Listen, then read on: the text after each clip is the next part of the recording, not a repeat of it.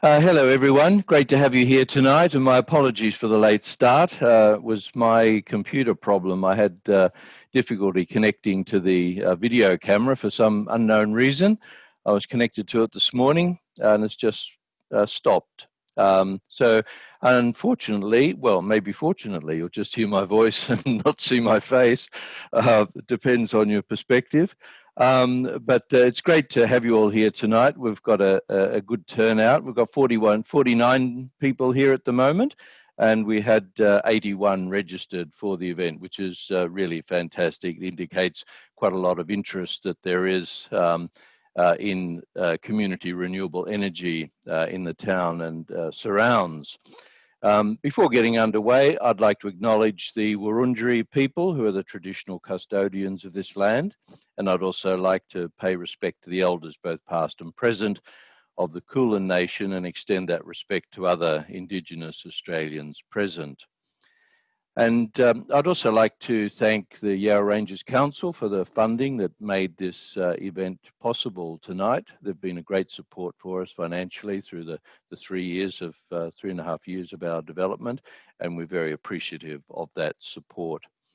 My name is Jeff Barlow. I'm the president of Healesville CoRE, and tonight we've got three speakers, as you're aware of. Ben McGowan from Indigo Power, from up in Beechworth, I think, or Yakandanda he's speaking from.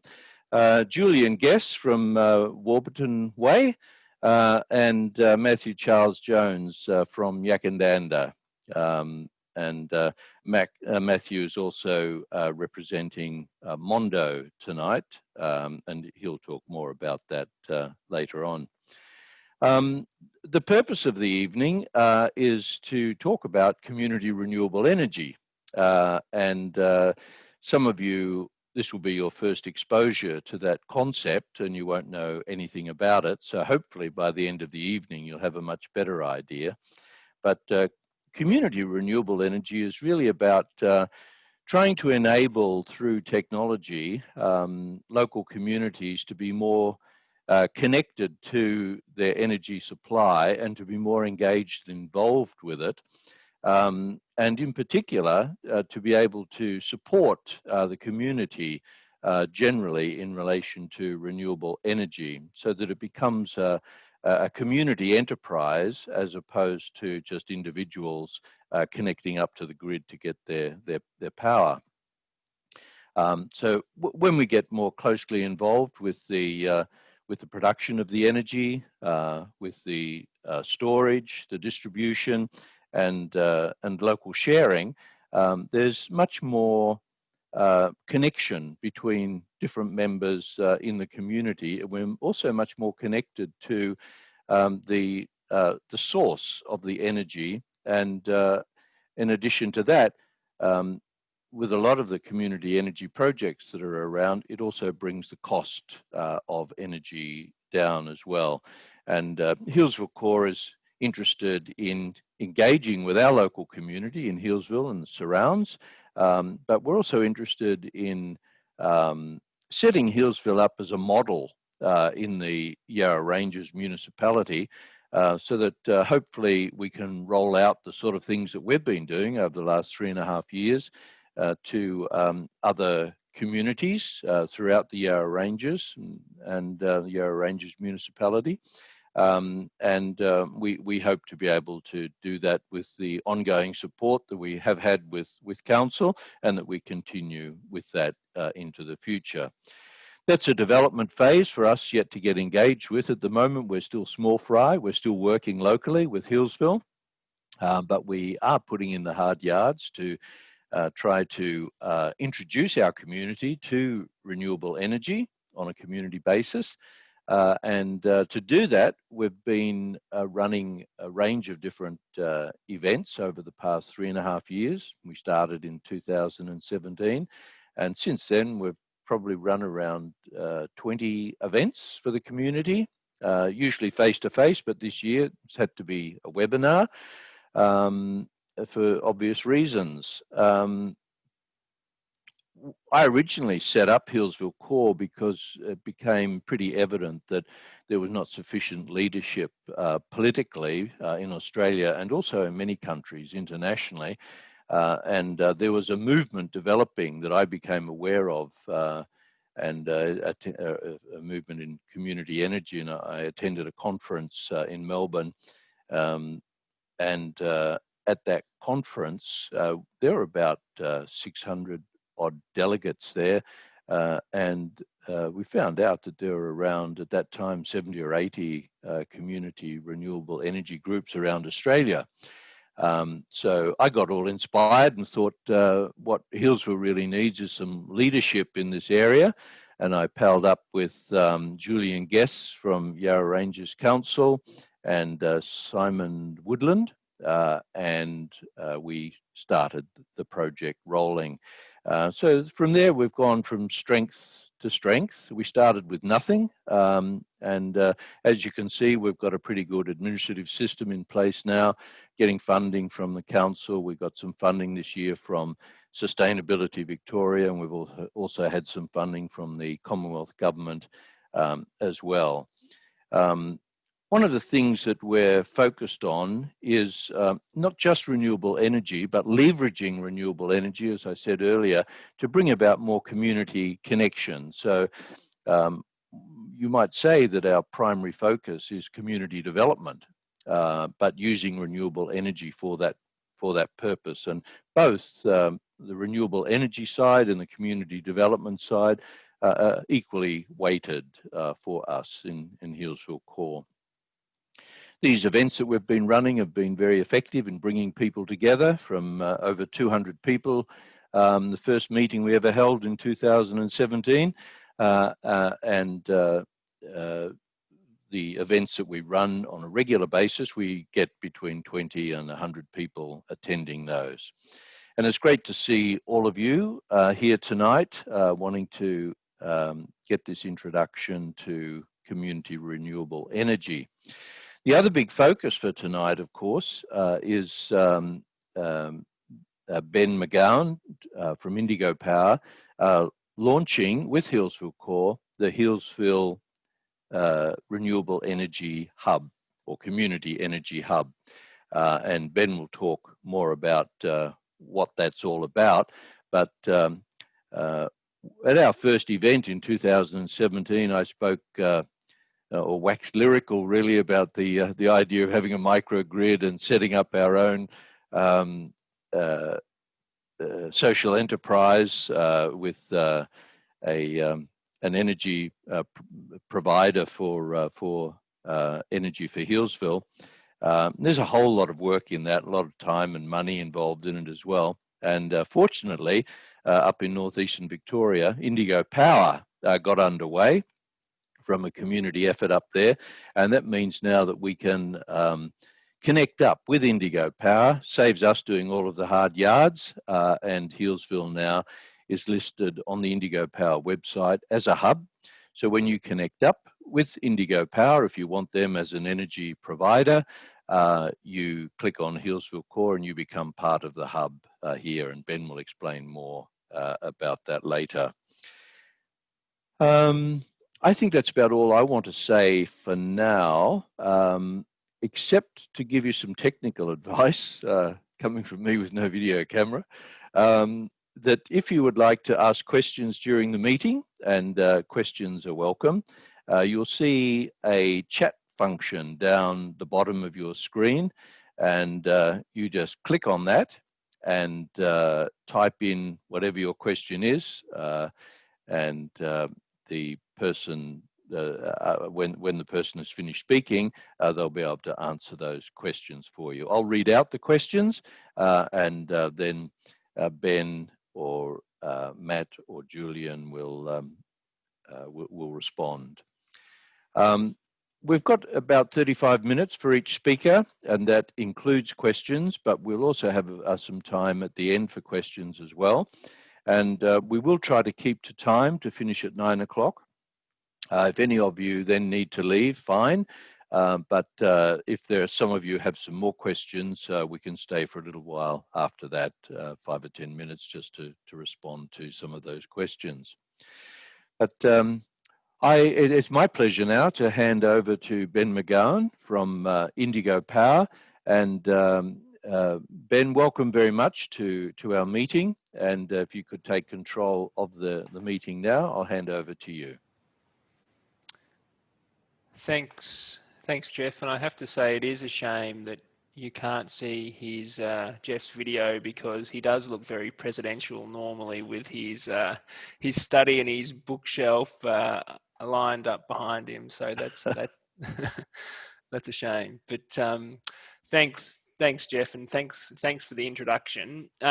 So tonight I'll speak for a little while. I give you a bit of a high-level account of what we're working on with Healesville CoRE here in, well, where you are in beautiful Healesville. I'll give you a little bit of an introduction and some steps that are possible with the Community Energy Hub. So really an invitation, a little bit of definition. Normally there's lots of questions, and that's where a lot of the detail will come from. So feel free to pop your questions in the Q&A panel there, and we'll get to them, as Jeff says, as the evening unfolds. So I'd also like to acknowledge the Indigenous owners wherever we are, pay respects to elders past, present and emerging, and a big thank you to Healesville CoRE for hosting tonight and doing all the work to make this happen, and really excited to be collaborating with Healesville CoRE and to be here tonight. So thanks for that. So Indigo Power really was set up to solve a problem, and the problem is climate change and greenhouse gas emissions, and some problems like perhaps the ones we're experiencing in 2020, they come and go, but we all know, I think, that climate change is one that's here to stay, and it's not going to go away without some serious work. So Indigo Power was set up really to solve that problem. And the good news is that it's a problem that's tractable. So the electricity sector in Australia is about 33% of greenhouse gas emissions. And we all know that 33%, we have the technology at the moment to turn that to zero. So it's tractable, we can do something about it. We also know that transition to renewable energy is going to happen. It'll happen sooner or later. We need to act to fast track that, and we therefore have a decision here where we are in regional Victoria to say, is that a transition we want to happen at its own time and something that happens to us, or is it something where we want to get organised in our communities and get active, and so we lead that transition, and we position ourselves in a place where we can benefit from that. So we calculated for where we were here in northeast Victoria that $160 million leaves our little patch here in electricity bills each year.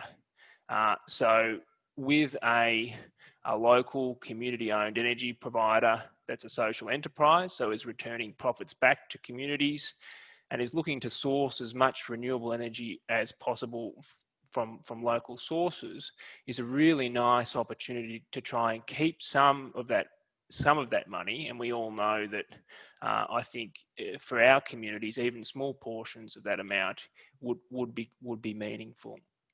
So we have a big problem that we're faced with. We have an opportunity to address it, and as well, there's an opportunity to benefit in, I guess, other ways as well. And as Jeff says, it's about renewable energy, of course, but there's opportunities as well for community benefit, community development. So Indigo Power is what's called a public unlisted company, a bit of a boring term, but basically what that means is we've set it up that way so we can have as many shareholders as possible. So we had our first public share offer this year, and we've now got 275 shareholders from right across Victoria, and some down around Healesville, Mansfield, Marysville, Kinglake sort of way as well. So you're represented with the Indigo Power members as well. So community owned, a social enterprise. We're a certified social enterprise. And basically what that means is we've got a really clear purpose. We're a for-purpose company, and we have to spend 50% of our profits on meeting that purpose. So that's to say 50% of profits coming back to the communities that we work with for more renewable energy development. So a bit of a positive feedback cycle, hoping to get that going as we get moving. The other thing to say is we're a local company, so we're based here in beautiful Beechworth, in regional Victoria, and I think local as well is relative in that we're really looking to work in a localised sense. So work with local communities who are interested in taking up this community energy hub idea. So working in a really localised sense as well.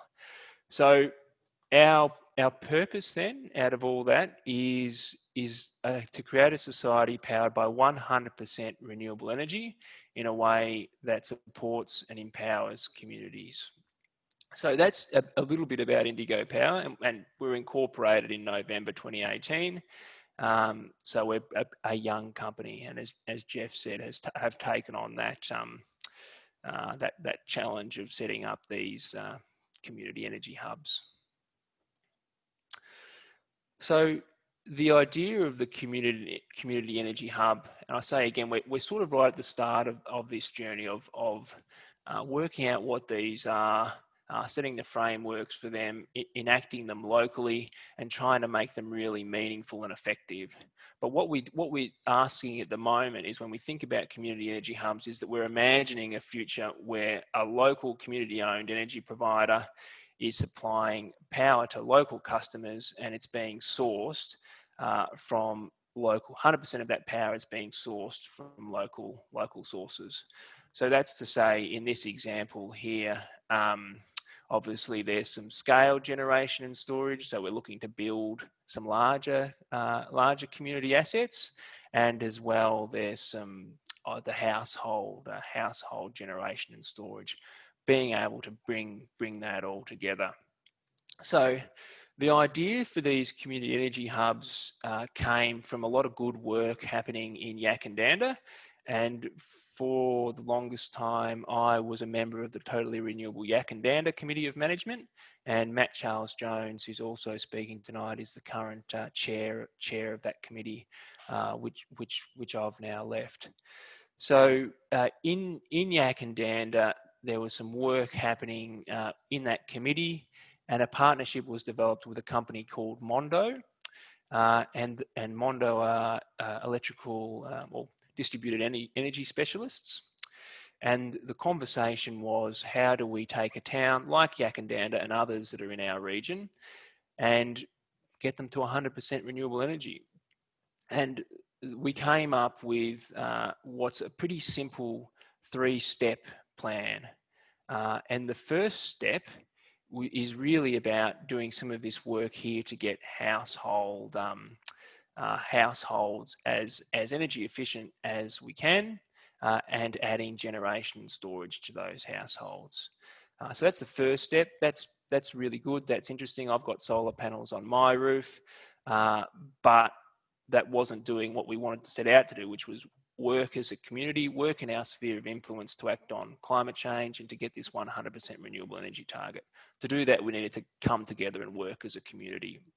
So this was the idea of the community energy hub of Indigo Power. So to do that, we needed to have everyone join a common electricity provider, so we could notionally share electricity with one another and begin to track how we were going against that renewable energy target. So that's the second step.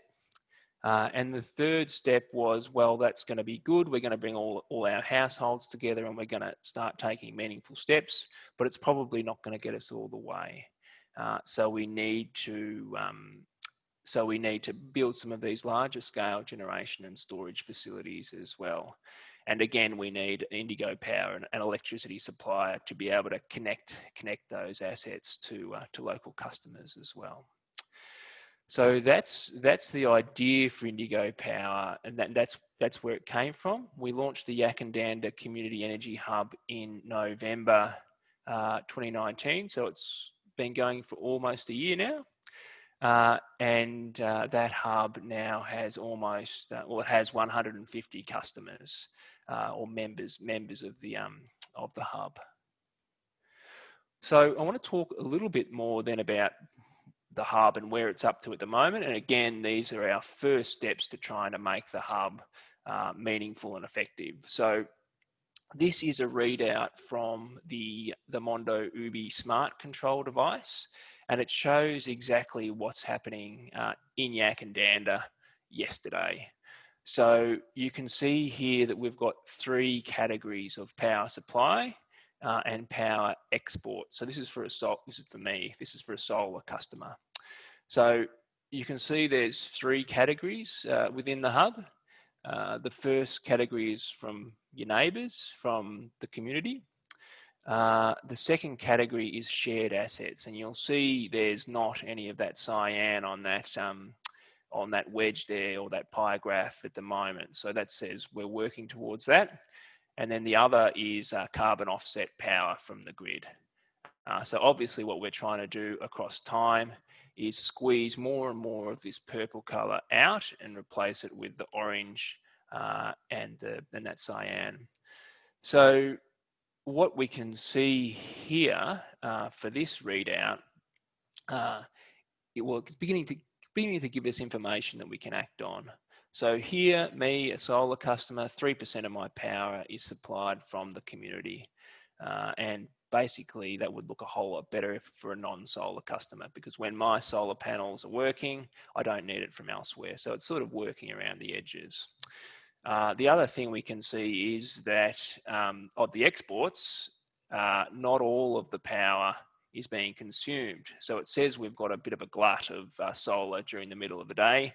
And this is actually from a couple of months ago. This is from July. So it's even, the problem's even more pronounced at the moment. So that's beginning to give us some information to act on. But again, there's a few problems with this. That's just me. We want to again have a visual of what's happening across the community. So we're currently working on the software to do that, to say, me, that's interesting, good. But Yakandanda, Healesville as a whole, how are we going? So that work's happening. And the other thing is not everyone has one of these smart control devices. So we're also working on a solution so that everyone can see this information, whether they have an Ubi or not. So that's what's happening with the energy share. And then we obviously have the job, Indigo Power, Healesville CoRE, of taking that information, acting on it, and starting to take those steps towards 100% renewable for our towns and our communities. So there's the 2 ways that we can work on that in that 3-step plan I talked about. One is we call Clean Energy Solutions, and Healesville CoRE already very good at this.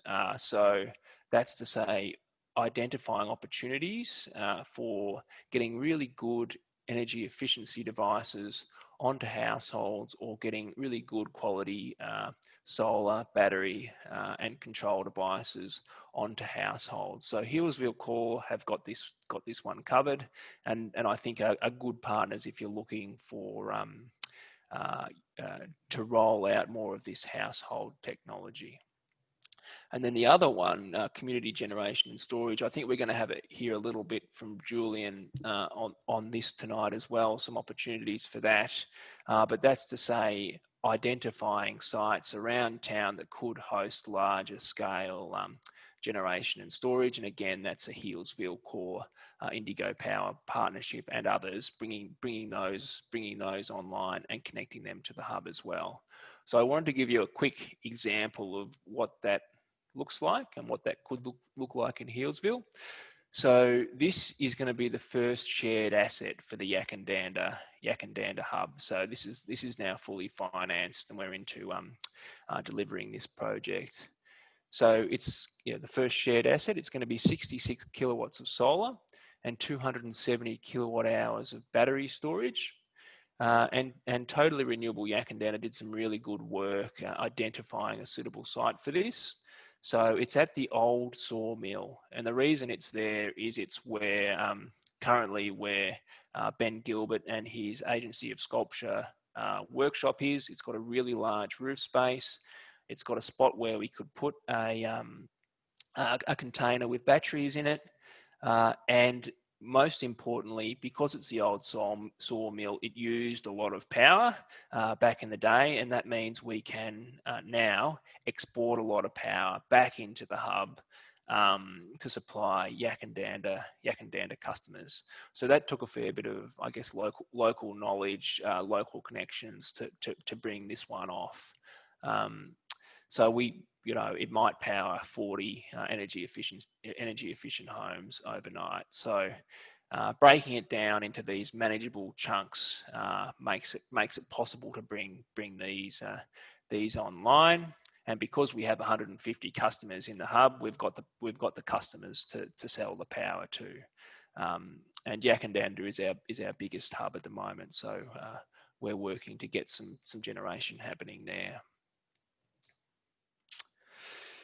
So we're working with, we started in Yakandanda in November 2019. In March of this year, we launched across the region.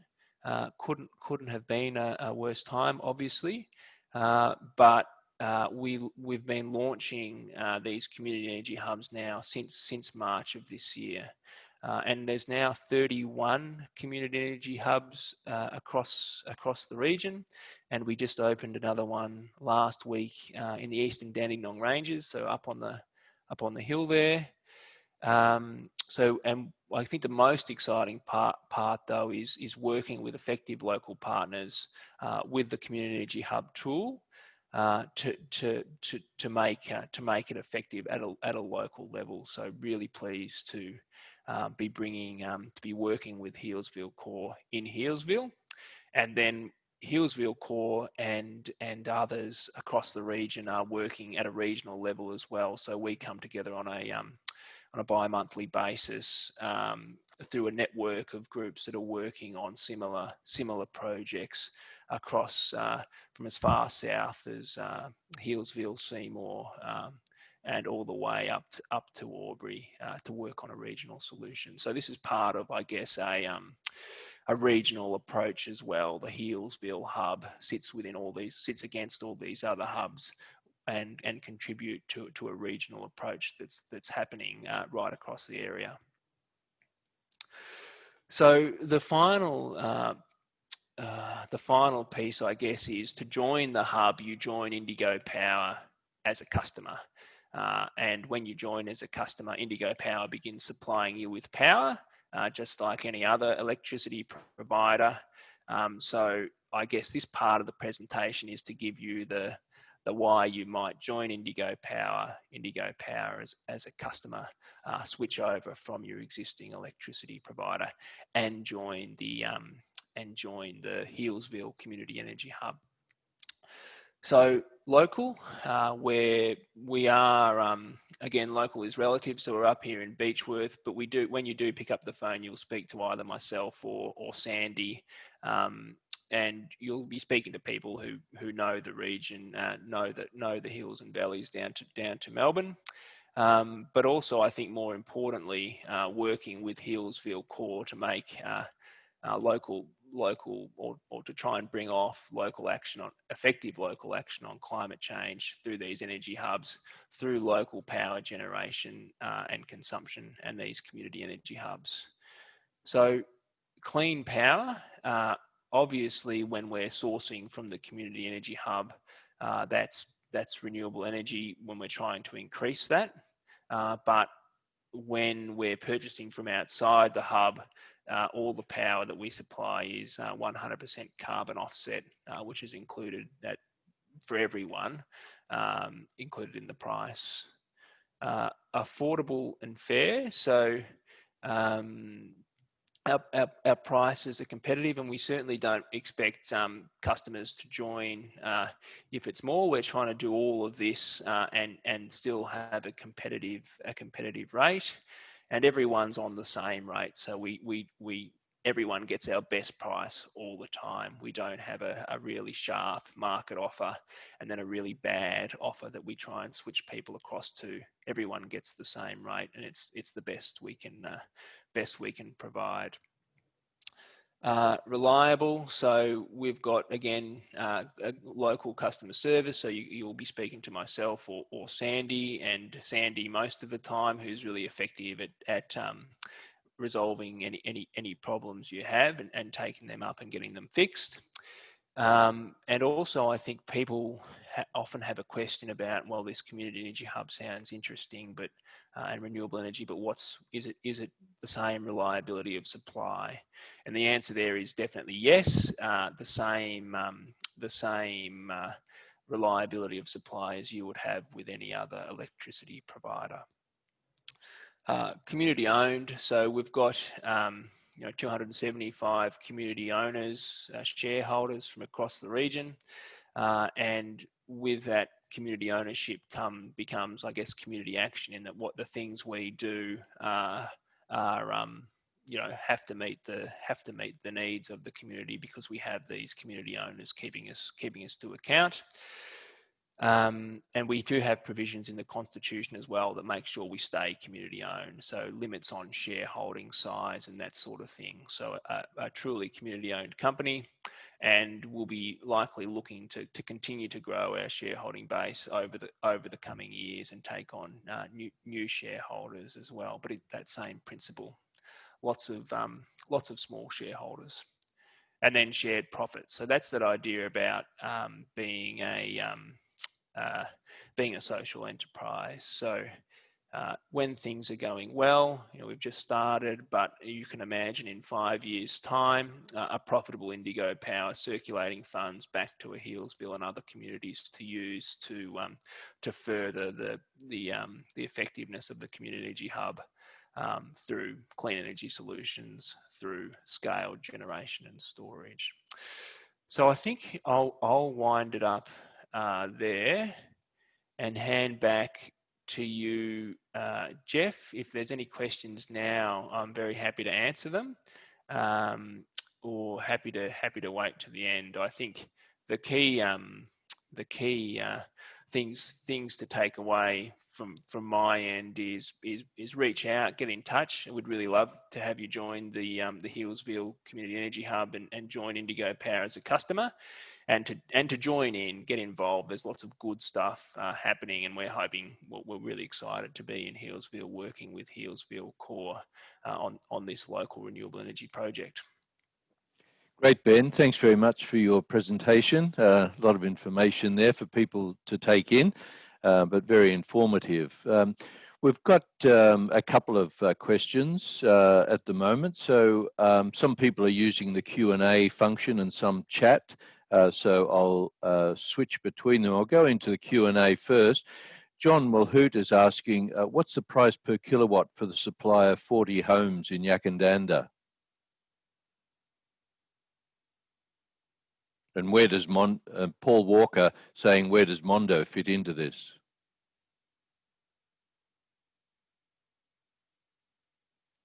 You're muted, Ben. Thanks, Jeff. So these are our current charges. We'll have these to the end of the year when we'll be looking to offer more competitive rates.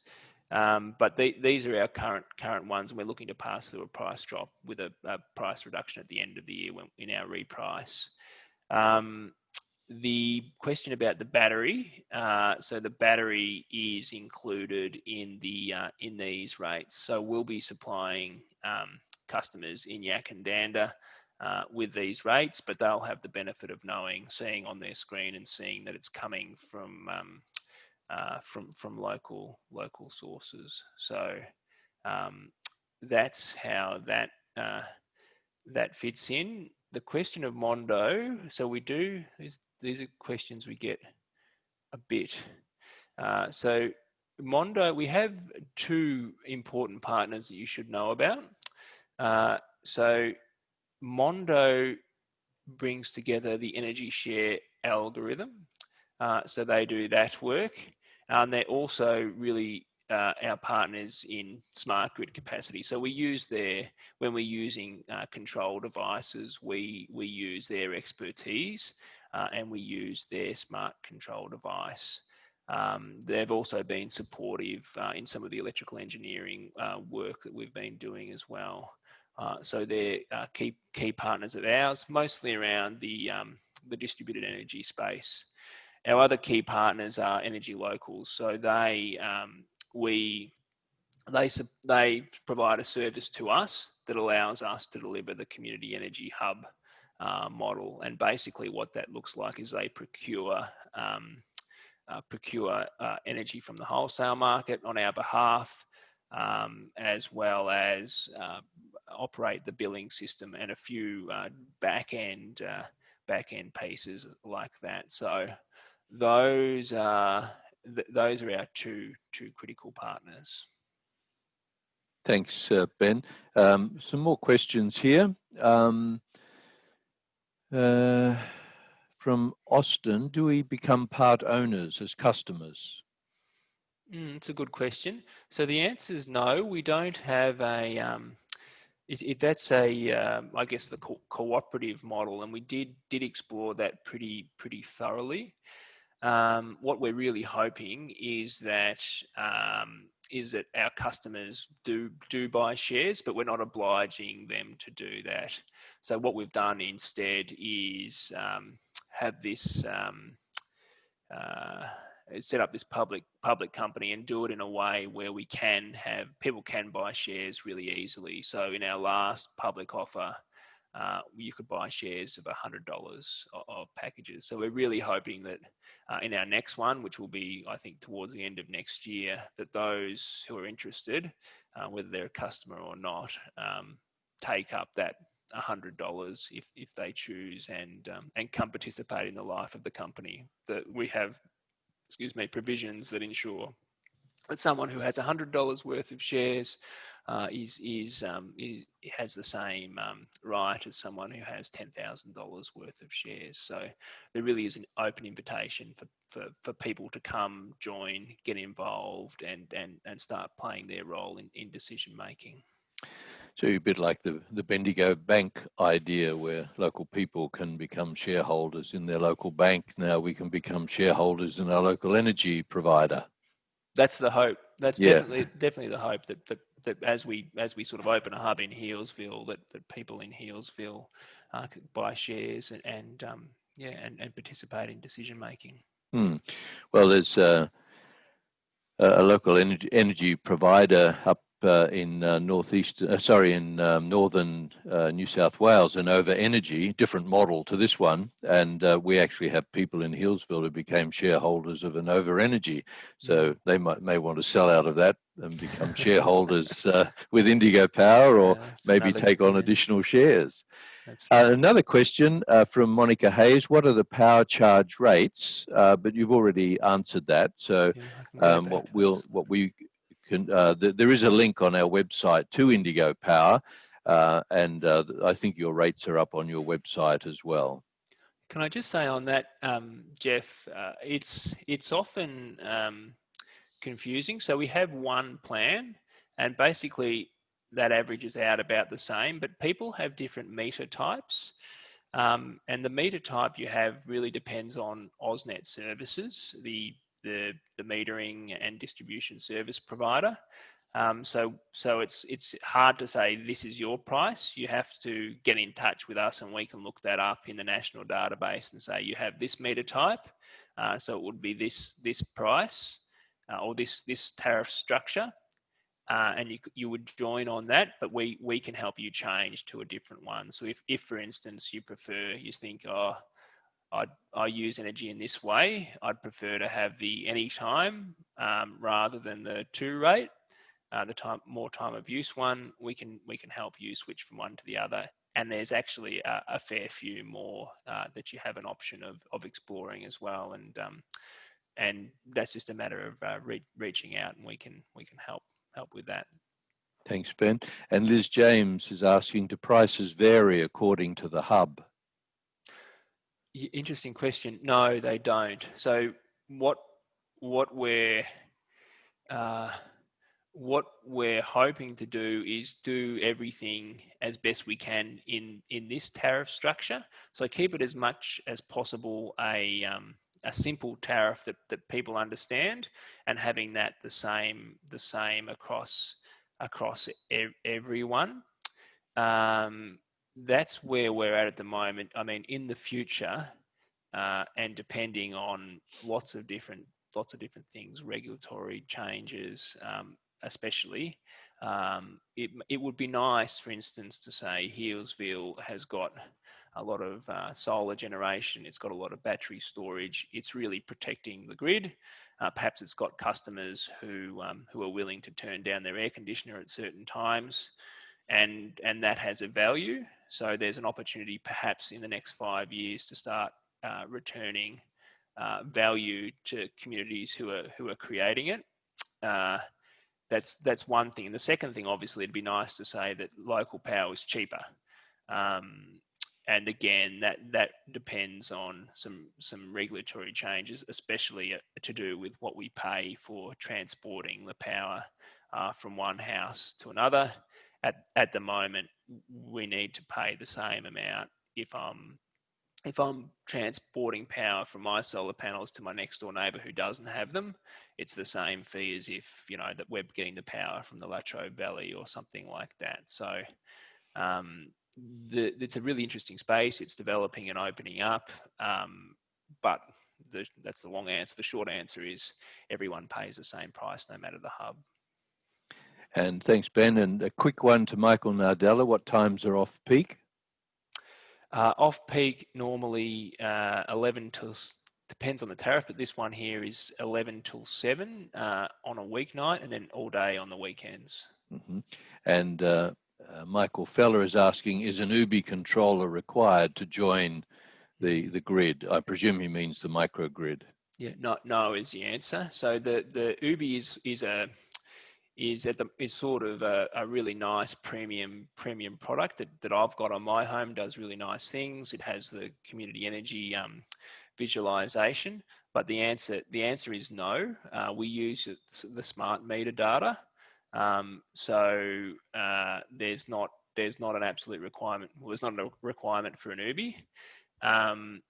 The other thing, the UBI is going to start to really come into its own when there's battery storage, and perhaps we're saying, well, we need that control device, and perhaps we're saying, Indigo Power is saying to members of the Healesville hub, at high price events, would you all consider exporting from your battery to the hub, and we'll pay you a premium feed-in tariff for that. For that, you would need the smart control device and that for the control function. So not to participate in the hub, but likely to participate in future the future events like that. Yeah. Mm-hmm. Well, I think that's all the questions now. Just check if there's any more. Oh yes, actually, there's one more. Do you have from Paul Walker? Do you have controlled load? Yes, we do. I think it's the same as the off-peak price, but you can have the controlled load on this one here. It normally is the residential anytime with controlled load, which will be another 21 cents there. Okay, good. Well, that's great, Ben. Thanks for all your responses to those questions. I hope it's been helpful for people. At the end, if we'll have a little bit of time for people to ask some more questions, so just keep the questions coming through Q&A or through chat. We'll move on to Matthew Charles Jones now. As you've heard, Matt is chairing the Totally Renewable Yakandanda Community Energy Group, and he also works with Mondo. I got on to Matt back in 2017 when I was setting up Healesville CoRE, and Matt gave me quite a lot of time and advice, and was really supportive. And as an individual, sort of on my own here in Healesville, setting up Healesville CoRE, it was great to have all of his experience from working in totally renewable Yakandanda. And we even had our first website set up by someone in Yakandanda who had set up the totally renewable Yakandanda website. So it was done for $750, I seem to recall, which was mates rates if there ever were mates rates. But Matt is now working with Mondo, and so he's involved with ideas and developments that are much bigger than what's happening just at a local community level. But he's got a foot in each camp in these bigger developments and bigger ideas, and also in the community, and how these can link. So Matt, I'd like to welcome you very much to our webinar tonight, and would like you to take over the meeting. We're looking forward to hearing your presentation. Great, thank you very much, Jeff, and thanks very much to Healesville CoRE, and welcome to everyone who's viewing. So, Jeff, can you just give me the nod that my screen is visible, please? Your screen is visible, and so are you. Great, okay. So I'm calling in this evening from land owned by or lived on forever by the Yathamatang and the Dudarawa people, and I'd like to pay my respects to elders past, present and future, and likewise on the land on which you are right now. So this evening I have been invited to talk a little bit about some of the changes that are going on in the electricity market. And my intention is to do two things. One is to speak very generally about some big changes, and there's some trajectories that you'll probably be aware of, but always nice to be reminded.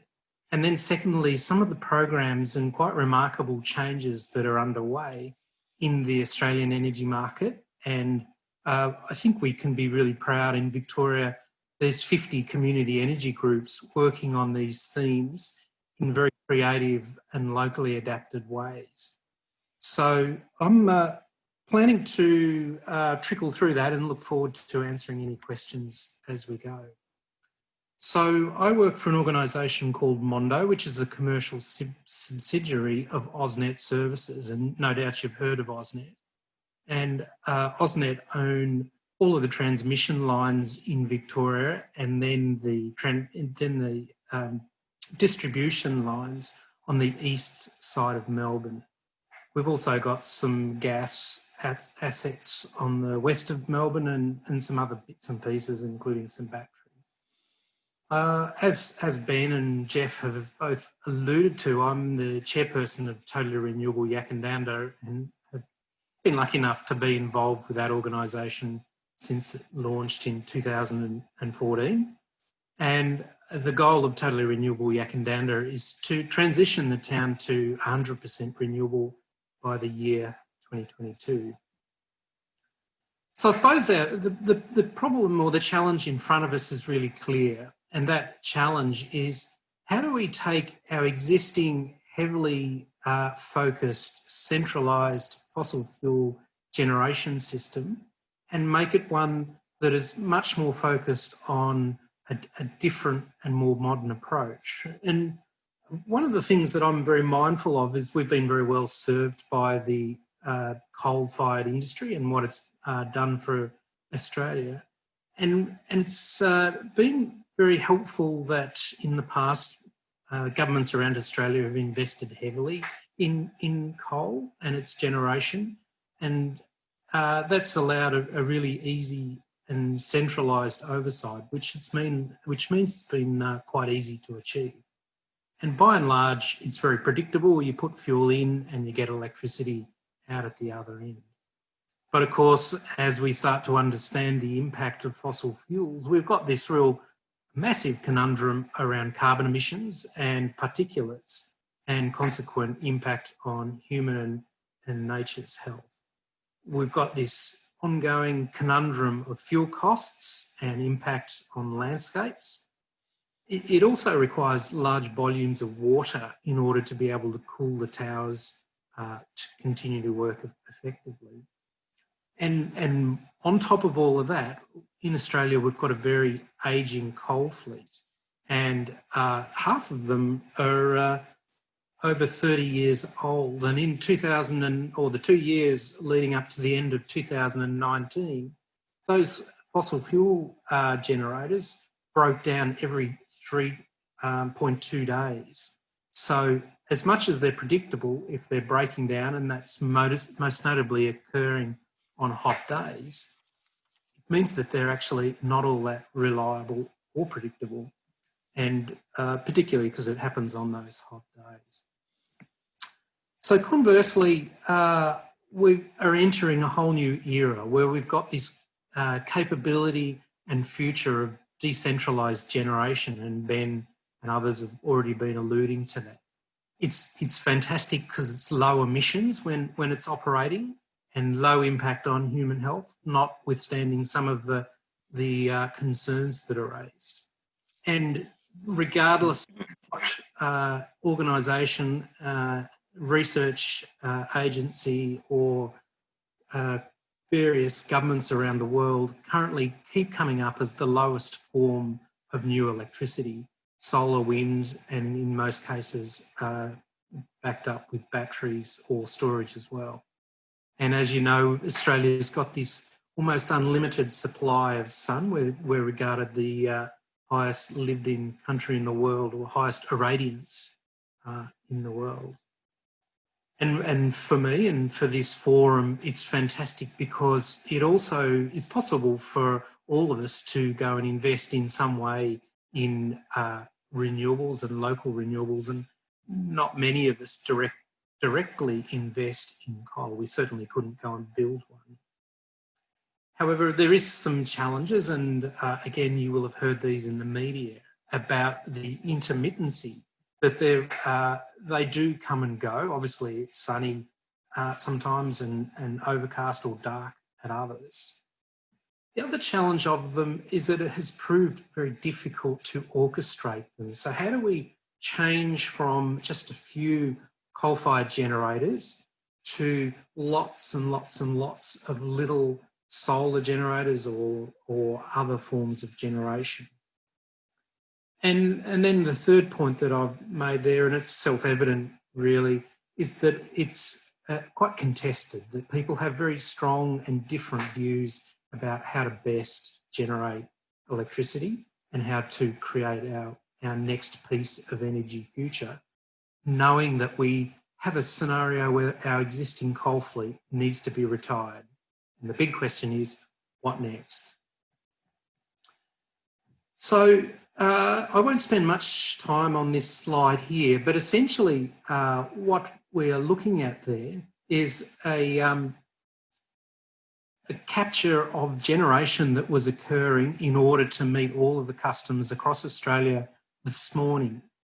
And I think that that's really interesting, and depending on time of day and time of year and which state, we still in the national energy market depend on about 80% of our electricity supply to come from fossil fuel sources.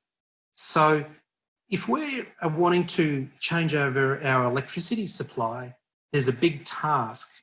And one of the particular challenges of that task is that depending on which research you're looking at, and for example, the International Energy Agency, they're suggesting we need to have retired all of our coal fleet by the year 2035 if we're going to satisfy the Paris Agreement targets. So there's a big project underway. How do we shift from an 80% dependence on fossil fuels, particularly coal, into some other form of generation? And so I guess that's the thing that I'm talking about now and we'll continue to delve into. So we've talked really mainly about renewable energy, solar and maybe some batteries. And Ben has referred to the UBI, but there is now not just a focus on renewable energy generation, it's this term distributed energy resources. And simply what that means is, how can we get lots and lots of small and large generation, whether that's solar or wind, and lots of storage, whether that's battery or some other physical storage, and whether that's pumped hydro or hot water or a range of other ways of storing electricity, and the strength of the Internet of Things, along with computers to manage all of that. How do we get all of those factors to work together in a way that replaces our heavy reliance on fossil fuels?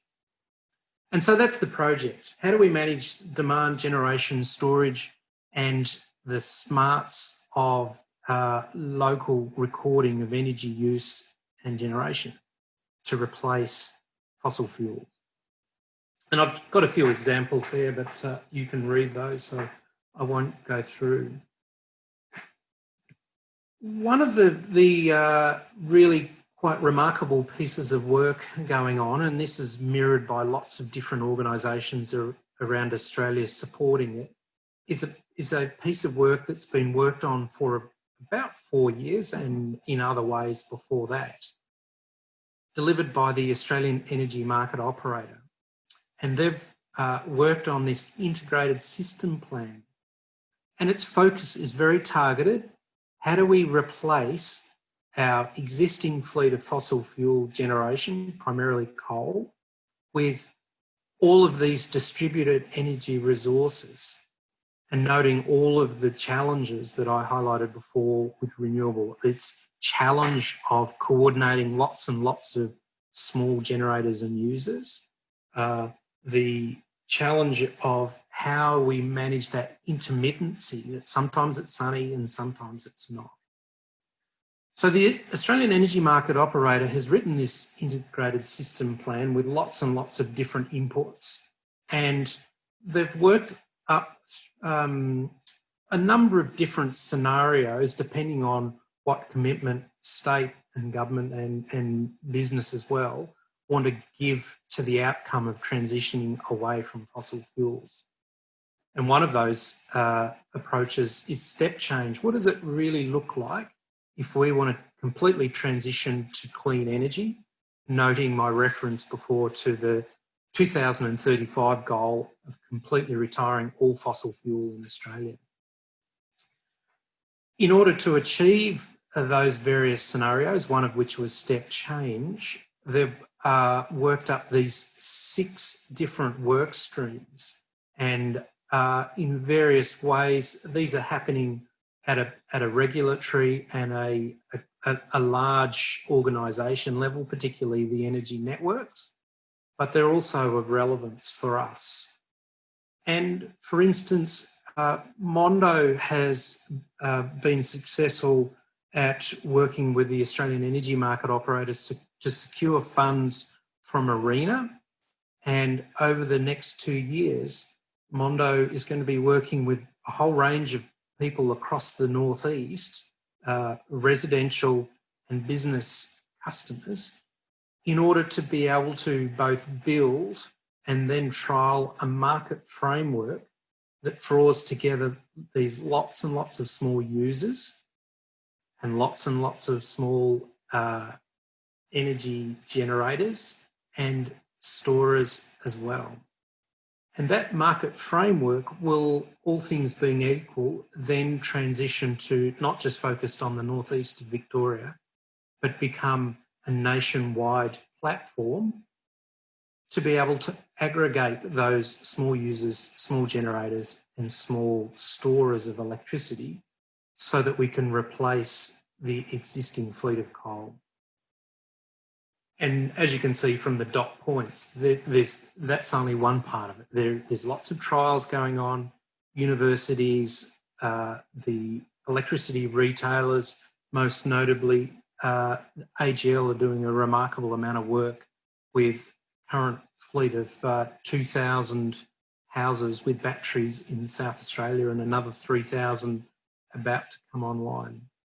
So really quite remarkable and advanced work. And the focus is, how do we deliver clean, reliable and affordable electricity where we depend on renewable energy and factoring them together as distributed energy resources. I won't delve into this slide too much, except so much as to say it will be available to you as a recording afterwards. And I would also say I would really encourage you, if you're interested in this whole national conundrum of transitioning to clean energy, to delve into the Integrated Services Plan, because it's remarkable reading. And one of the things of note is that it's got a timeline of 2040. So but for 20 years, what are the steps that are needed to be able to get to a heavy reliance on renewable energy?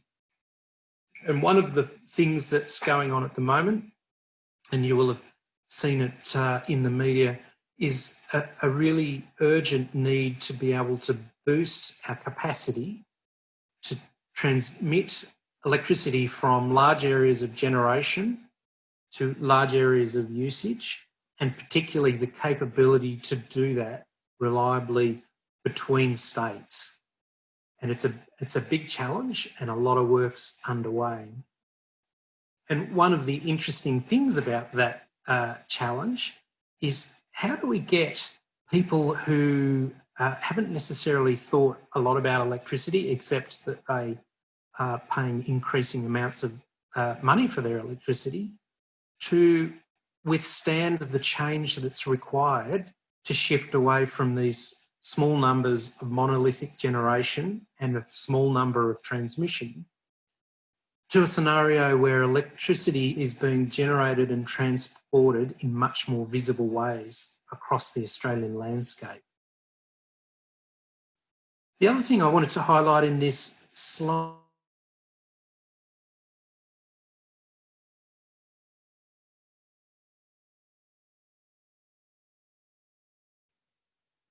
Matt, I don't know if you can hear me, but is the fact that focusing. Can you hear me, Jeff? yeah, you just froze for a moment, so we couldn't hear you. So the national energy market focuses on the eastern side of Australia, as you can see there. But I would really encourage you to go and find that document in the Integrated Services Plan and study it and the words that exist around it. So I wanted to make this quite obviously a little bit more directly relevant to your scenario in Healesville. And one of the biggest problems I think we have, and Ben highlighted this, is not that we don't have the technology to generate and share the electricity. It's how do we shift in our own minds from thinking about electricity that's done to us to a scenario where electricity is something that we're an active participant with, and comfortable that we meet our own needs, but that we're also an active participant in helping other people meet their needs. And one of the big goals of the DER marketplace is to say, if you're helping other people meet their needs, and whether that's a residential home or accommodation or a business, how do I get value back for the service that I've delivered to the network? And the DER marketplace is firmly facing that question, and you will have seen all of the retailers out conducting trials and experiments to say, well, what threshold will people participate in a program to help others or not? And it's really exciting and interesting work, and it's going to evolve and mature a lot in the next little while.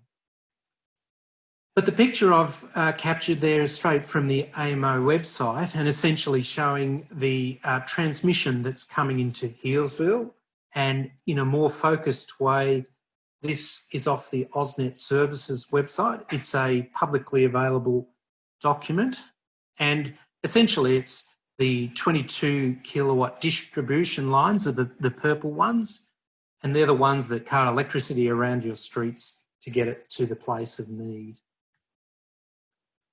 I won't spend too much time on this because Ben has essentially touched on it, but this is a model that we've worked up with the community of Yakandanda to transition from stage 1, which is a business as usual, stage 2, adding good quality solar systems with UBIs, which has in some instances happened in Healesville.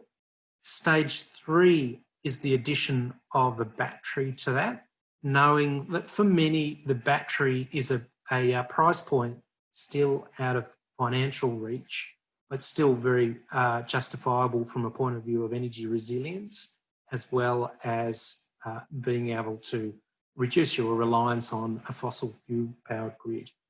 Stage 4 is the addition of the retailer, which in the instance of Yakandanda is Indigo Power, and potentially for some of you in Healesville. And stage 5 is the addition of scaled generation and storage. So I'm showing you there a snapshot from somebody's electricity bill, and I'm really very interested in the question of a nanogrid.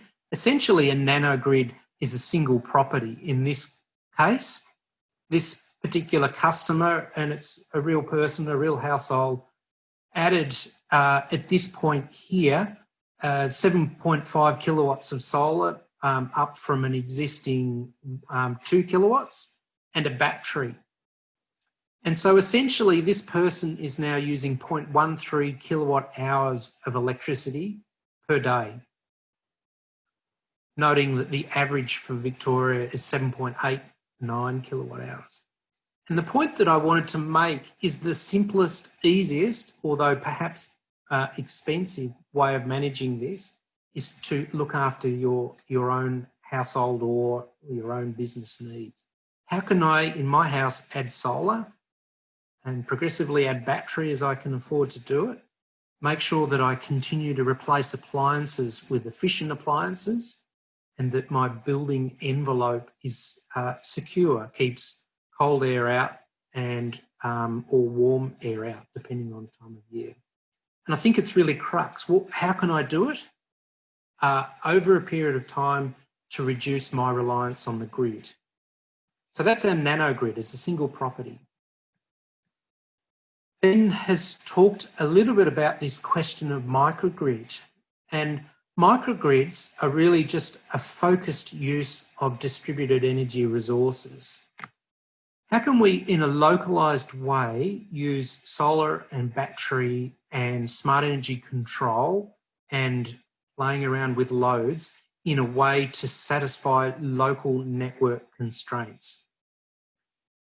Microgrids can also be used as a way of adding resilience to the local grid. So if the power goes out, in many instances, a microgrid at a household level can continue to provide power.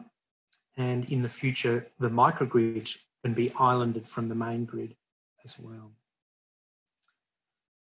So at the microgrid level, it's really important to have a computer which can record what the household is doing and what the network is doing and how to get an optimal amount to reduce pressure on the grid, to reduce cost for the household, and to avoid future upgrades to the network, so that cost is then avoided. And then a third approach, and I think of great relevance to all Australian energy customers, is a virtual power plant. And essentially, and people will have different ways of characterising this, the question is this: how can we take away the geographic or common geographic limitation of a microgrid and apply it across either a whole area or a whole portion of Australia? And the seeming and growing solution is to apply virtual power plants. And essentially, that's this question of building lots and lots of renewable generation, lots and lots of storage, and lots of ability to control load, and being really smart about using that equipment in a way that delivers safe and reliable power to consumers, B, returns a benefit and affordable electricity back to the consumers, and C, best leverages the existing assets that are in the national energy market. So I'm talking about the poles and wires, transmission and distribution. So in Yakandanda, our virtual power plant is now up to 3 gigawatt hours, and we're just finalising the savings to the community, and it's not quite yet ready to release, but they're numbers that we're particularly excited about, where we've got really demonstrable savings made right across the community. And I think the thing we need to be excited about is what happens when we start to expand that right across Australia, knowing that that's already happening in lots of places. And just to give you some insight, in Yakandanda, we're sitting at about 60% of properties have rooftop solar. And I think in Healesville, you're sitting at about 30%, but that's changing very quickly.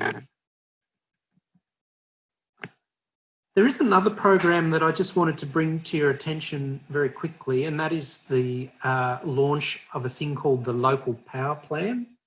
And essentially, what that's doing is helping government at a national level understand the capability of communities that are thinking actively about their potential to become active participants in the future energy supply, and doing so in a way that gives great personal value and great local value.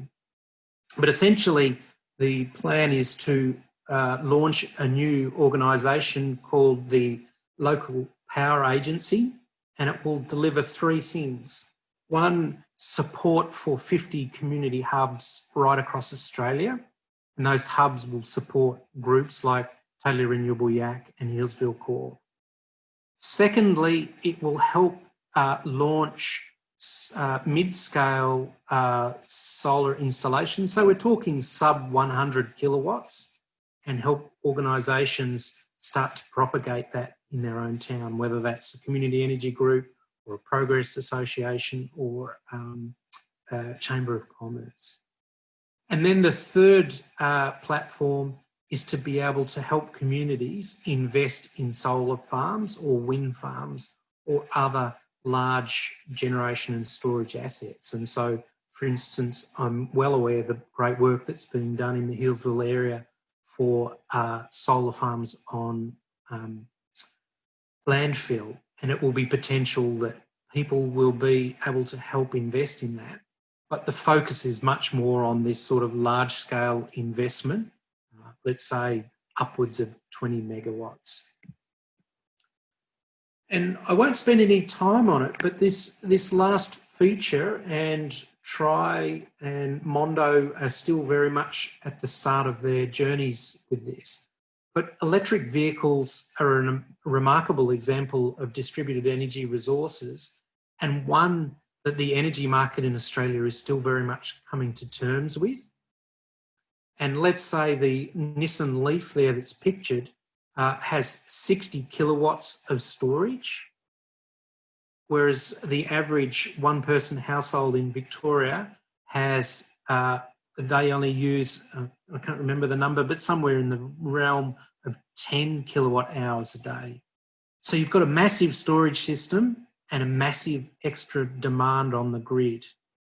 And there's a real question about how do we use those electric cars, A, to reduce our reliance on fossil fuels to drive petrol and diesel vehicles, but B, get really smart about using the spare electricity to charge the vehicles, and really smart about using those vehicles to power back to our homes when there's no available renewable energy generation. So really exciting times ahead, and I guess I'm really thrilled in Healesville that you guys already have many of the elements that are going to be making up this remarkable transition to distributed energy resources. So hats off to the entire Healesville Community Energy Group, and of course, therefore the Healesville residents and businesses, and obviously the big role that the Shire of Yarra Ranges has played. So I'm going to finish off there, Jeff. So I'm going to throw back to you, and happy to answer questions.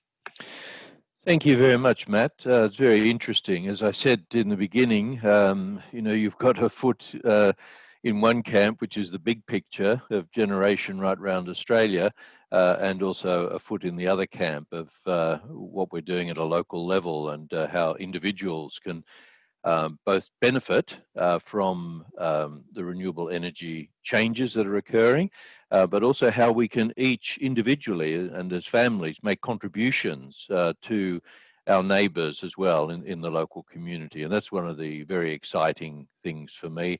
And the savings that we can make on our energy bills is really incredible. It's one thing to be able to work as an individual to bring down my energy price, but if I can contribute to that, bringing down the price of energy throughout the community, and then the money that we're paying for that energy, half of it's coming back through a social enterprise. It's half of the profit of the social enterprise is coming back. It just basically means that we're on a win-win situation. We're winning as individuals, we're winning as a community, we're putting more money back into the community, which means that our local businesses prosper, and it's a win-win all around, and very exciting indeed. We don't have any questions at the moment, Matt, but I had one, and that was you were talking earlier about aggregators. You just raised that expression, and it seems to me that although that system is not formally up and running at the moment in Australia, but there is a forerunner of that, and that is a company like Indigo Power that is creating aggregations or collections of people in various parts of Victoria who can become groups around hubs, and that's an aggregated group. Could you make some comment on that? Yeah, so I think you're quite right, Jeff, that Indigo Power is a very strong candidate as an aggregator. And in fact, you would say it that all of the electricity retailers are potentially very strong aggregators, because essentially if one person changes their energy habit for an hour or two, that doesn't have a big impact on the national energy market. But if 1,000 or 1 million people do, the aggregated impact on the demand on the grid is huge. And so the role of the aggregator will be to draw together people and therefore be able to deliver a market result and likely be paid for that service. And some of that pay would be then forwarded on to the participating customers for their willingness to participate. So this whole aggregation marketplace is under significant trial and piloting at the moment. And one of the roles of the software platform that Mondo's building for the DER marketplace will be to create a really fair and transparent and consistent pathway to be able to ensure that aggregators both exist, they have a known and defensible system of being regulated, and that customers can see that there's transparency, that there is real consistency and appropriateness in the way that aggregation is being administered. And that's partly about security of data. It's partly about not profiteering. It's partly about making sure that the energy supply is reliable and the right price. But you're quite right, Jeff, that aggregation of individual customers is going to be key to our success of changing over to DER. Yeah, so in a sense, Indigo Power, Healesville CoRE, Mondo, we're all at the cutting edge in this transition, this transformation that is occurring in the renewable energy scene or scenario here in Australia.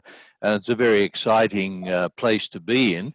And I might just add there as well that Healesville CoRE has no commercial connection with Mondo or with Indigo Power. We are simply a community group, and we're doing this on a voluntary basis. There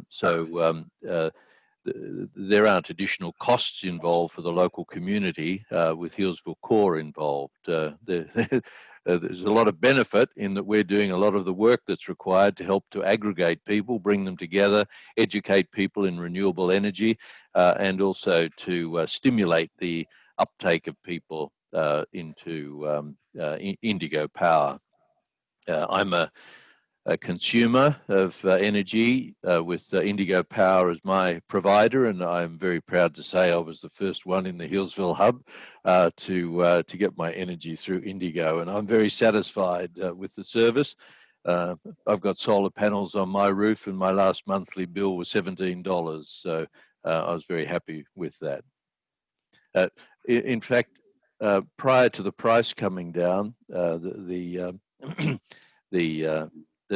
tariff that's being paid, the feed-in tariff for electricity, I was actually collecting cash from the retailer, but now I have to pay a small amount because I'm not getting paid as much for my solar energy. But still, a $17 bill for the month is not to be sneezed at, and I've already paid for the system well and truly in the first 6 or 7 years of its operation. I think we have one question here, Matt, and that's from Ray Mallon saying, becoming a shareholder in Indigo, what are the benefits? Perhaps we could leave that towards the end because I'd like to keep the questions more related to you, Matt, in your presentation. And there's another one for Ben, which we'll open up at the end from Jack as well. So let's leave those questions for now. And I'd like to thank you very much for your presentation. Matt, always great to have you at our events. For those of you who are new this evening, Matt's spoken at a lot of our events, and you're always good value, Matt, with what you bring. And it's great for Healesville CoRE having you involved with Mondo as well, because it helps to give us some insight into the developments that are occurring at a national level, so we can start thinking in a more progressive way rather than just what's happening at the moment and looking at the past. We can be looking at the future and preparing our local community for the uptake of renewable energy, which is going to be an exponential growth over the coming years. And we're certainly hoping that Healesville CoRE will be reaching net zero in energy consumption from electricity by 2027. So we'll be a few years after Yakandanda, but we're going to be close on your heels, which will be really fantastic. So thanks again, Matt. Great presentation, lots of good information, and we'll come back to some questions at the end. And we'll move now to our next speaker, who is Julian Guess. Julian works with the Sustainability Unit at Yarra Ranges Council. Okay, maybe I'll get into it, and hopefully Jeff will join us. I thought it was me who lost connection then. I'm calling from Warburton, the land of Wurundjeri, and I'd also like to pass my respects to the Indigenous peoples, elders, past, present, and emerging. So Jeff asked me to talk about the Council's Livable Climate Plan that got endorsed late in August of this year, and talk about some of our renewable energy initiatives and biochar tonight. Very happy to take questions as we go along. if Jeff is there to moderate, or we can save those questions to the end. I'd also like to mention we are actually in a caretaker period with council elections happening at the moment, so I need to be a wee bit careful about what I say, but I think most of my presentation is in the public domain already, so we should be pretty safe. So just talking about the Liverpool Climate Plan, there was a lot of community engagement that happened over the course of about over a year actually. We put on multitude of events, 3 main events. We did community screenings of 2040. We asked residents, we asked the community, what is their 2040 future? And we had an online survey happening, asking people, what do you really want from council and how do you expect council to support the community? We had that, we had lots of discussions with our councillors, of course, our executive in council in the production of the Liverpool Climate Plan that was out for community consultation for about 7 weeks during June and July of this year. We had incredible engagement given that everybody was in level 4 lockdown, and we had great interactions in social media, and we actually had around 50,000 social media engagements during that period, which was incredible. If you think about the population of Yarra Range is about 150,000 people, so that's around a third of people were engaged in some way with the climate plan. So if we look at our emissions as a municipality, over 2 million tonnes of carbon dioxide equivalent gets emitted from the municipality as a whole. So this is from the community. The big chunk of that is electricity production at 52%, and transport is also a big measure, around 30%. What council itself produces in terms of emissions is very small, 0.5%, but council considers that we have to get our own house in order first in order to demonstrate leadership within the community. So it's important that council does take a leadership role in reducing our own emissions and also helping the community. So we have some guiding principles about the plan: reducing emissions, preparing for a changing climate, demonstrate responsible climate leadership, and integrate the broader principles of sustainability. That helped guide the production of the plan, and we came up with some targets. So the main ones here is to only have 100% renewable energy by 2030, net zero emissions by 2040, so that includes all the vehicles and so forth, and any gas that we may be using, and zero operational energy spend by 2040. So we've got some good targets. They're very real targets, and we aim to meet those targets. So let's have a look at the plan about what council would do. There were 5 outcome areas: renewable energy, of course, transitioning fleet to zero emissions. So we have around 160 passenger vehicles, for example, and utes. They will be transitioned over the next 10 years.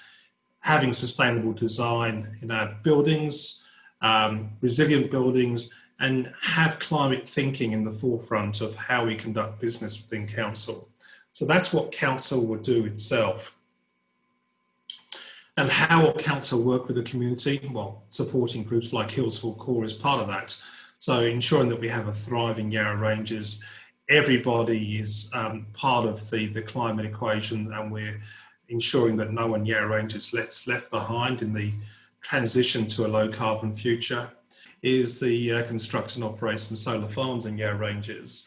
And I'll talk about the feasibility study in a few moments. And action 1.2 is establish a biomass carbon capture facility. So that's what we call a biochar plant. And again, I'll talk about that in a few moments as well. And as part of our transition to 100% renewable energy by 2030, we'll look at other opportunities such as the local government power purchase agreement, which power our street lighting. So we're always looking at other opportunities of getting more solar PV and energy storage into council buildings as well. But just a quick update of what we have done over the last few years. So the council operated buildings, about 40 buildings, 4,000 panels, 1.1 megawatts of power is now out there on council buildings. We've started to look at some of the council-owned buildings that are leased to the community and how we can get solar and batteries installed on those. As part of our community programs, we're part of Solar Savers, and I'm very happy to see the figures where Healesville CoRE is supporting the Solar Savers bulk buy of solar panels, and that's currently been expanded to include rental properties, so not just owner-owned properties, but rentals as well. And in the future, we hope to have residential EUAs. So EUAs is environmental upgrade agreements, and that is a way of financing residential solar through a loan that can be paid back through the rates system, which is currently used for commercial buildings. So the next bullet point there is environmental upgrade finance. So we buddied up to the Sustainable Australia Fund. And we've had a few large installations out Healesville way, including Aurum Aged Care and the Four Pillars Gin Distillery. So we help provide the funding for those installations. And of course, the solar farms that we're going to talk about in a few moments. So we conducted a feasibility study last year, and Yarra Ranges was formed in the early 1990s by the amalgamation of the shires of Lilydale, Sherbrooke, Healesville and Upper Yarra. And each of those 4 shires had their own landfill sites that have all been now filled in and covered. The last one to be filled in and covered was the one at Coldstream that was part of the shire of Lilydale. So these large patches of land are actually quite costly for us to maintain. And so we are planning to turn these facilities from a cost incurring facility to actually a profit making facility by putting solar panels on top. And I'll just show you the next slide is an aerial photo with the panels superimposed on those aerial photos. So the photo on the left is Westburn. The Cat's landfill is in the top right hand corner there. So that's just behind the Westburn waste transfer station. And you can see Yarra Valley Ecos there, the environment park, so the rear paddock there that's not being used much for anything at the moment. Can be part of that system. So in total, Westburn is about 1.5 megawatts. On the other hand, Healesville site is a lot bigger, so around 3.9 megawatts of power at the Healesville site, including the thin fire break strip on some Parks Victoria land there as well. Now, if we do build this, and I sincerely hope that we will, the culmination of both the Westburn and Healesville sites will provide twice the power needs for Yarra Ranges Council, and it will also provide an income that will fund climate resilience programs across the Shire. Now, the problem with all this is that it's going to cost us $8.2 million to build or thereabouts, and a 17-year payback period. We're trying our hardest to talk to anyone who would listen to me to try to attract some government funding and possibly how to value add. So instead of just when we export the power back to the grid, instead of getting the wholesale market rates, possibly there might be some other mechanism that we can get more than the market rates for that excess power. So we're still looking into that. If anyone has a spare $8.2 million, please talk to me later. So just talking about biochar, if people don't know what biochar is, it's made through a process of turning biomass into a carbon-rich substance through a process called pyrolysis. And biochar is one of the products of the pyrolysis process. It was described in the book Drawdown that came out a few years ago that was edited by Paul Hawken, and he discussed 100 strategies of how we can actually slow and reverse global warming, and the production of biochar came out as number 72. So a fairly long way down the list, but nevertheless, given that we have lots of waste biomass in Yarra Ranges, we thought it worthy to look into. And that's what it looks like. So one of the local suppliers Green Man char produces this lovely black substance that can be used as a soil amendment. Stuck in the soil, it's got good water holding capacity properties, and it can attract nutrients. It can even be inoculated with nutrients as well. That is beneficial for plant growth. So it's a way of getting carbon back into the soil and promoting plant activity. So why is this good for the environment? Well, if you think about the carbon cycle, where carbon dioxide is taken from the air, there's photosynthesis, tree limbs and leaves fall off, and that degrades and gets returned to the atmosphere as carbon dioxide. So all in all, it's a carbon neutral sort of process. But what pyrolysis does, it disrupts that process. So the waste biomass from a growing tree, a limb falling, for example, can go through a pyrolysis process, turned into biochar, that carbon-rich substance, and returned to the soil. During the pyrolysis process, there are some emissions, but that can be captured, burnt off, and used for electricity production. And the heat produced from pyrolysis can also help condition the waste wood that goes into a biochar plant. So it's quite exciting that we can actually draw down carbon dioxide from the atmosphere through living plants, and when those plants die, we can disrupt that carbon cycle like that. Again, Green Man char here, they charge a fair bit for their product, so a litre of biochar is $10, and this wood vinegar, which is another byproduct of the pyrolysis process, so smoke water, that can help stimulate plant growth and germination, $14 for a litre. So fairly high value products that can be produced.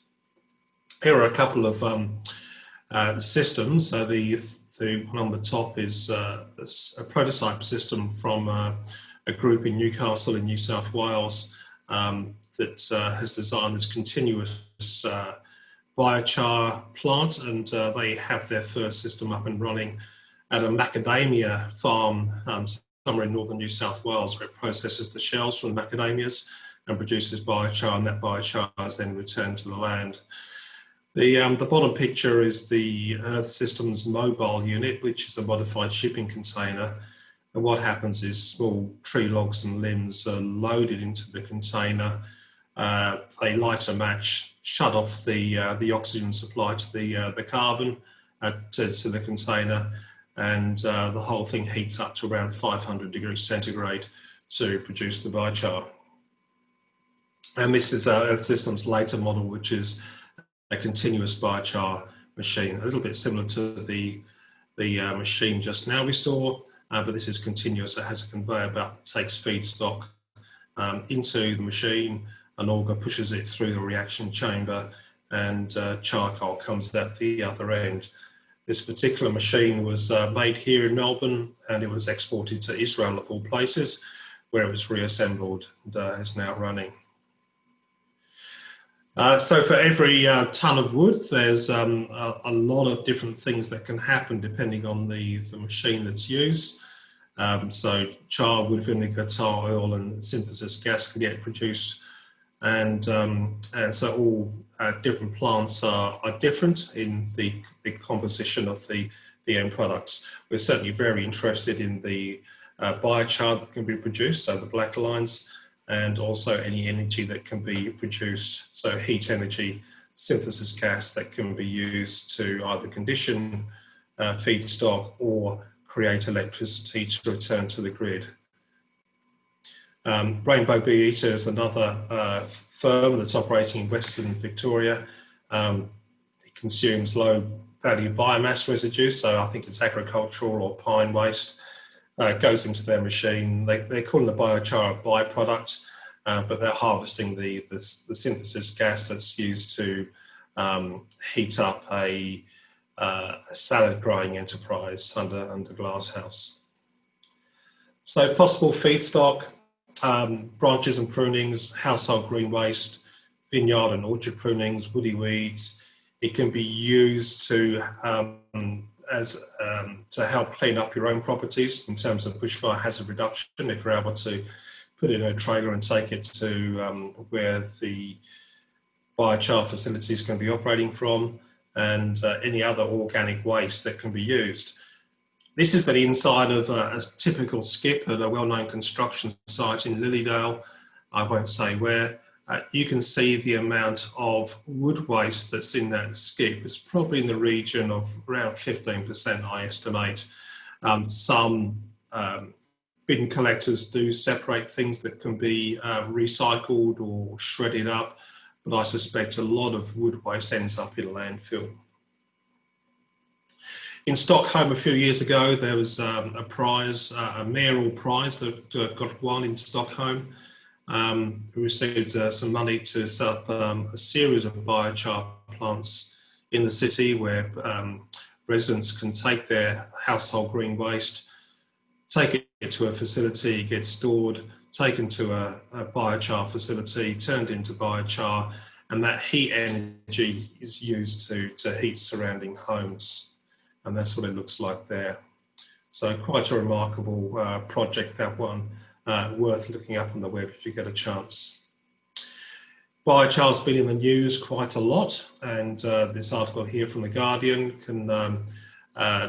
talks about how it's used in the agricultural, in agriculture in the UK. This one here, straight off the ABC's News Today, you may have seen this.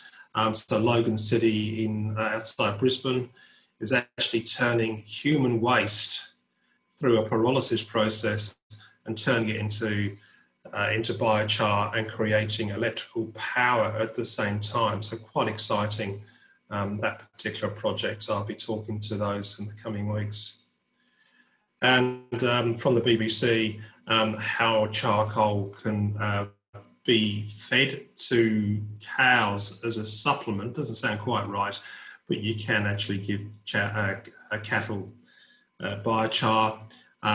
Gets pooped out by them as dung, and the dung beetles come along and take the carbon into the soil. Quite clever, really, but it's a way of certainly reducing the emissions, the methane emissions in the first place, and getting that carbon drawn down in the soil.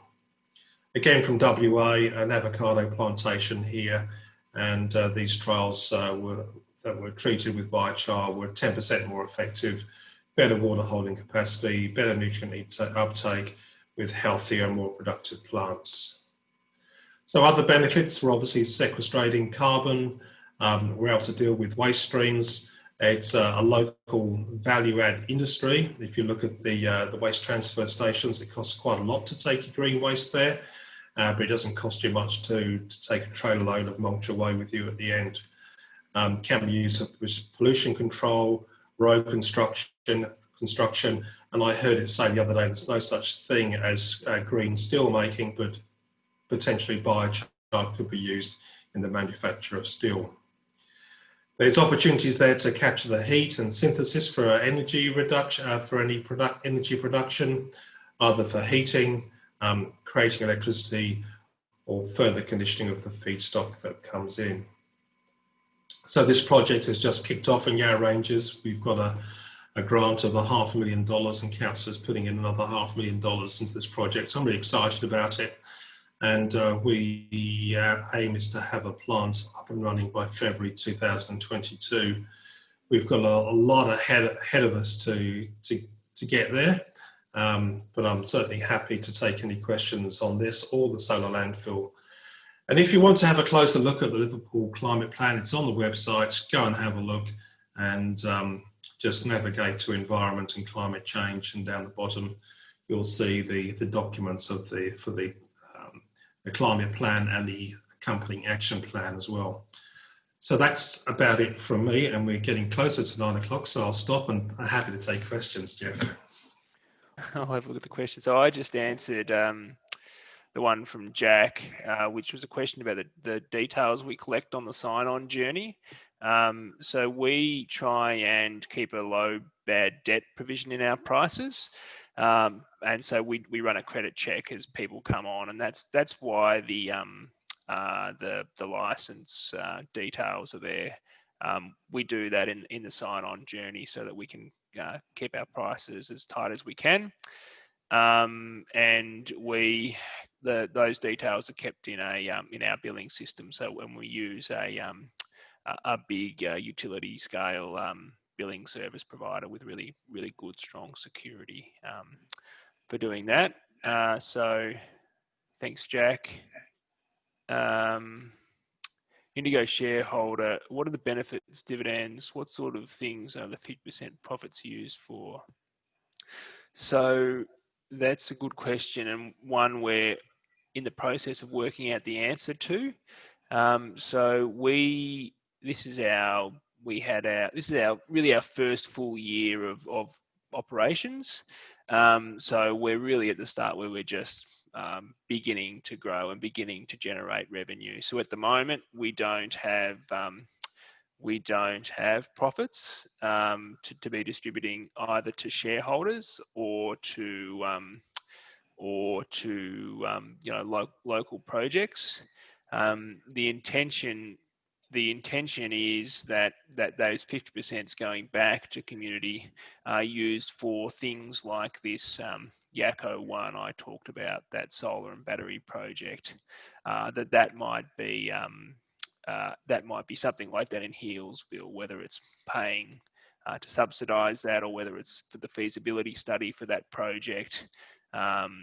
That sort of thing. Things that go back into community, create a renewable energy outcome and directly benefit the communities that we're working in. I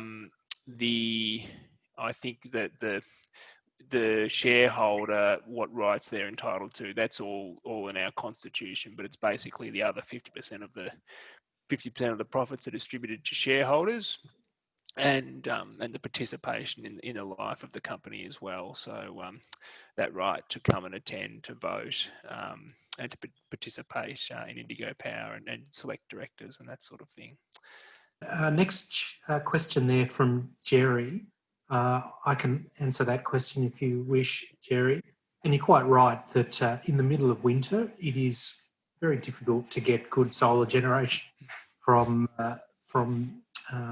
solar panels and in places like Healesville where you are affected by the range there. But the emphasis in that question is on net zero, and net zero means across a 12-month period. And so obviously at other times of the year, you probably get great generation and generate more than you actually use. And then the balance of that in winter means you're drawing from elsewhere. And the goal of the transition to distributed energy resources is that the place you're getting it from elsewhere would in themselves be renewable. And a good example of that would be the increase in wind in some parts of Australia that occurs during winter or the shorter days of the year. So the goal is to try and generate as much as you can locally, but then rely on other renewable sources from elsewhere in a very interconnected and interdependent energy supply. But you're quite right, most people struggle with solar generation on their own homes, certainly in the south of Australia. All right, thanks very much, Julian. As usual, a very interesting presentation and some really exciting stuff happening with the Yarra Ranges, with the solar farms and the biochar and all of the work you've done over the last 10 years. It's amazing to think that with half the energy production from those two solar farms, council's existing energy needs are going to be fully met, and you're going to have half the production left over available for communities in the municipality. That's really fantastic, and Healesville CoRE has been very excited throughout our short time of existence, having our relationship with you and with council generally, for the great work that council is doing in the sustainability and renewable energy field. It's really fantastic. We don't have any questions at the moment that I can see. Can you see any there, Julian? No, not at the moment. No, no. Well, I have one question that I'd like to put to you. We've got this solar farm. It's going to cost millions of dollars to build just outside of Healesville, or in Healesville. I know that at the community meeting that was held, I think it was last year sometime, there was a general consensus that the energy, the electricity was being produced from the solar farm, and the income from it, from the sale of that, should be utilised throughout the municipality, not just for one community. But I'm wondering how you envisage that could actually happen. Right. So the current plan is to set up this Resilient Communities Fund. So where the profits can be diverted directly back to community groups such as Healesville CoRE. It could be also township groups. It could be anyone that has a climate-related project. And certainly that's the idea. That fund is not set up yet, but we're hoping that over the next few years we can establish that. So it could be that we would start to delve into or kick off that fund in a few years' time, perhaps even before the solar farm is paid off, but that has to be determined yet, and councillors are the final decision makers, of course. Mm-hmm. Okay. And Matthew introduced in his talk the local power plan, which is a plan that was being put to Parliament, the National Parliament, around supporting community energy groups. And one of the aspects of that plan is to, if there is a large solar farm or wind farm that's developed in a particular area, to enable local groups to contribute and to buy in maybe 20, 30% or 10% of it. Does council have any interest in that sort of idea at this stage? Look, I can't really say, Jeff, because of the governance issues around the caretaker period. I don't want to speak out of turn, but I think it's fair to say that we're open to any suggestions to consider. I'm very aware, as you know, of the Coalition for Community Energy's proposal that went to state government earlier this week. Mm-hmm. Good, thank you. We've got some questions coming up now, Julian. One in the Q&A from an anonymous attendee. Has the idea of people being able to buy panels at the farm been considered? So. In the very early days, yes, we had thought about that. Where people can adopt a panel, even have their name on the side of the panel, that has been considered. I think it might get a little bit complex, but it might even be worthwhile re-looking at some of those ideas, particularly as we still haven't got the $8.2 million that we need. I also like the idea of people tapping into the solar farm who perhaps can't, for whatever reason, get solar panels on their own home. So maybe if they're in a rental property and the landlord doesn't want to put solar on, they might be able to do that. Or if they're in an apartment or a care facility, perhaps, maybe they could as well. I don't know, but certainly happy to look into that. Okay. And from Liz Edmonds, she's saying exactly where in Healesville is the solar farm being built? Where's the old tip site? It's number 371 Mount Riddell Road. Okay, good. So anybody can go down there now and have a look at it. And there's nothing there apart from the sealed site, but you can imagine what the farm's going to look like. And from Paul Walker, he's saying any further info on council grants for solar as per Aurum and the 4 pillars, so the environmental upgrade agreement. Yeah. So the current EUAs, environmental upgrade agreements, is for only commercial premises only, and it is it's a competitive loan that's tied to the property. And it's paid back to the lender, which is Sustainable Australia Fund, which are owned by Bank Australia, and it's paid back through the rates system. Paul, if you're interested, if you're a business owner, want more information, please give me a call at council, and I can talk to you more on that one. And a few comments from people who are obviously having to leave. One from Jonathan McClay of Warb something or other. I can't read the rest. He's a local from Warburton, I know, Jonathan. Oh, okay. Just say good on you, Ben, Julian and Matthew. Thank you. And Bruce Argyle, many thanks all, and signing off. Presentations much appreciated and great leadership by the Yarra Rangers Council, Julian. And that was from Jeanette Argyle. And from Jonathan to all panelists and attendees, good on you, Ben, Julian and Matthew. Thank you. So obviously some very happy people. And I think there are some others in Healesville obviously suffered from that power outage. Quite a few people dropped out of the session. And let's just check. No other questions. We've come to the end. We're 5 minutes over time, and I think that's a fantastic result given the interruptions that we had technically tonight. So thank you for everybody who's been able to stay with us to the end and who didn't have a power outage. I hope you've enjoyed the evening. One of the things we've wanted to do in putting the presentation on tonight is to give some indication of the really exciting changes that are happening in this renewable energy space, and particularly around the community renewable energy space.